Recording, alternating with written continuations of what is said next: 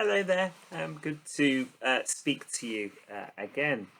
Um, Today is the day 2 years ago exactly that I finished cycling to Rome, and I only remember this because if you're on things like sort of Facebook, it occasionally throws up memories from a year or two ago, and yeah, so that one popped into my feed or whatever you call it, and that was obviously a fairly tough 3.5 weeks, but that feeling of completing it at the end was great, really, and then sort of rewarded with a lovely time in Rome on sabbatical.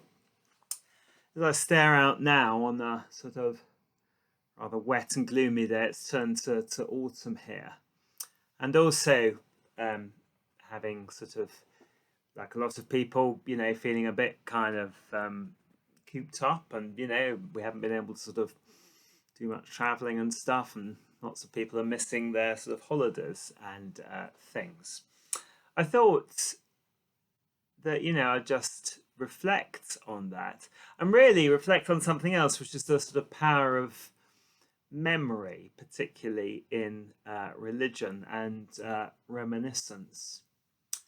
I say this, I was long journey back from Somerset yesterday, and one of the things I do these days to pass the time on long sort of motorway journeys is to try and sort of recall, particularly that journey to Rome. I mean, not necessarily because it's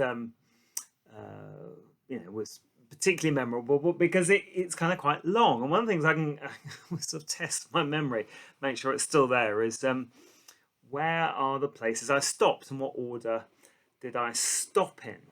Because I'm in a different place every night, and thinking, where did I go next? And can I remember where I stayed? Perhaps, where I bought food. Was there anything about sort of the ride or the sights that day? And it kind of, to do that, if you go through 3.5 weeks and take up quite a lot of sort of motorway driving, I am, of course, concentrating on the rules of the road and controlling the car as well.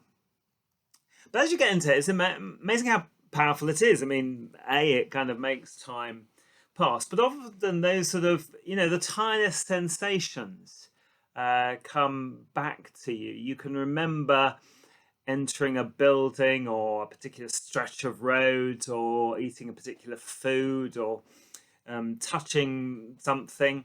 I always remember the first, when I was freshly ordained as curate of Golders Green. I remember every morning going into the church through a door, and I can feel now sort of just pressing down on the handle of that door. It's amazing capacity the human brain has. And I was just thinking of that capacity for memory within religion, and that capacity to call things to mind. And it seems to me that in the Bible, people are always being called to remember. And perhaps it's a bit more difficult because remembering events they weren't actually involved with, but somehow making them present again. For the Jews, it was, of course, that experience of Exodus, from being brought out of slavery through the wilderness and into the promised land. And I say, although obviously only one generation knew that, nonetheless, in terms of the memory of the people, it was what they were called to call to mind. And of course, Christians are called to call to mind, do this in remembrance of me. Jesus takes bread and he takes wine. Here's a chalice and a pattern that I have. Now, obviously, I wasn't there at the Last Supper, but we're called to bring these things to mind. I was thinking, particularly, there's a kind of technical word for it, anamnesis, but it's that feeling of making something present again that was in the past. It's that thing of It's that way that that word represents can also be, if you sort of vary the emphasis, is represent.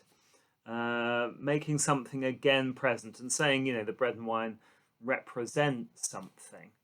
It's a bit stronger, I think, than just saying, oh, well, it's the same sort of stuff that Jesus took. I think it's about representing, about making that saving action of Jesus again present in our lives and in our churches. And it is like that